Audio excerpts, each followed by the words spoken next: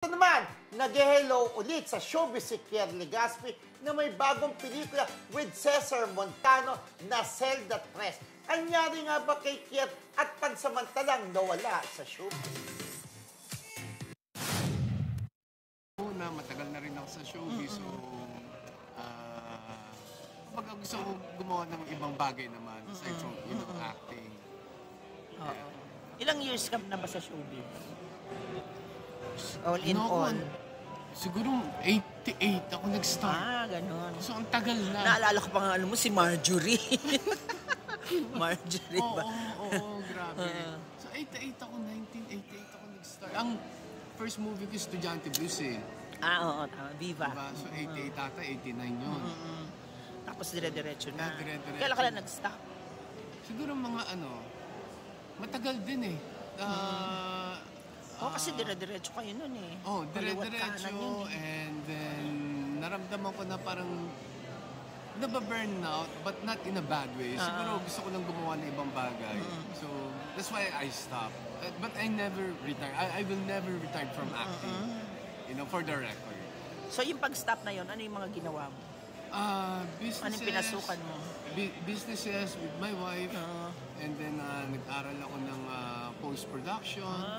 Yeah, so nagkaroon ako ng business, post-production. So, hands-on ako sa video editing, sound editing.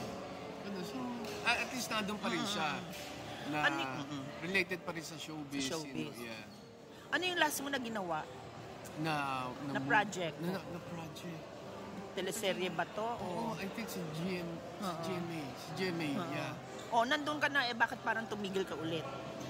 Yun nga yun, because nararamdaman ko parang naano na ako, parang okay, nababurn out, I need to stop and, just relax, do something else. Ano yung parang nagkaroon ka ng issue before na parang umalis ka sa set? Yun ba yun? Na nawala ka? Hindi. Dati pa yun. Bago ko, doon ako parang... Pero ano yung nasa mind mo nun? Bakit? Ba't ka kailang... Well, ayun nga. First, transparent kasi ako. Once na nababurnout na ako sa isang bagay, nakikita yung performance ko. Naapektuhan So, I love acting so much. Pag naapektuhan yun, umaayaw ako talaga. That's why I stopped. And now, I'm happy na may ginagawa ko yung Black Rider. Okay. Yeah. And then isang independent production. Movie naman siya. So, with Cesar Montano. Yeah. And then JM De Guzman. Ano role mo doon?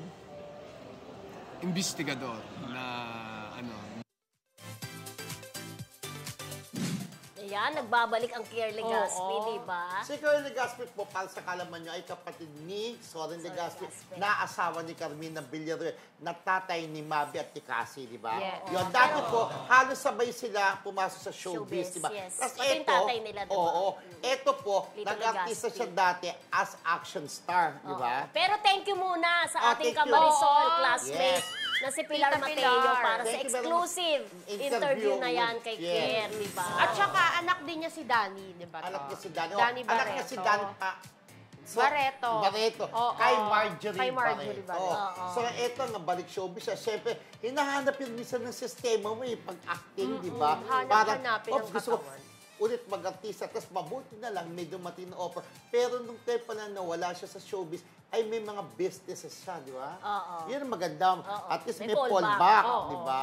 Naman, may at least option, ngayon, kumbaga. ang pelikula niya ay Zelda 3, tama ba? Kasama niya si Cesar Montano dyan, Yan, tama action, ba? So, action. So, nagbabalik ang mga action, Sana alam nyo, gusto ko, kumita ulit mga action tangkilikin kasi ang sapad ng action parang bugbugan, di ba? May mga pulis, darating mga pulis, tapos na yung nangyari, napatay na ng bida, darating na yung mga pulis. Ano pag gagawin yung mga pulis? Napatay na, di ba? Yung kalaban. Pero, diba? kahit gusto natin kumita yung mga ganyan, pag ayaw naman ng netizen, di ba? Iba rin kasi, mas parang pumapatok ngayon din tayong mga love team.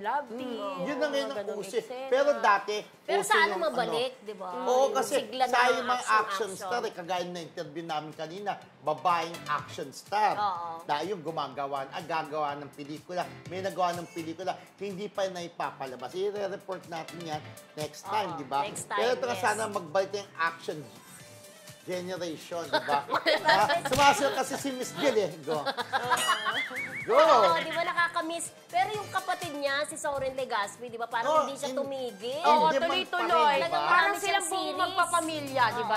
Puro sa showbiz. Marami mula siyang sa series, asawa. di ba? Kaya At the nakakatuwa same naman. time, naging director din si Soren Legaspi, Oo, di ba? nagdidirect din siya. Banggaling, di ba? At least, hindi actor, director. Si Soren, di ba, rin mo, balang araw, maging director rin.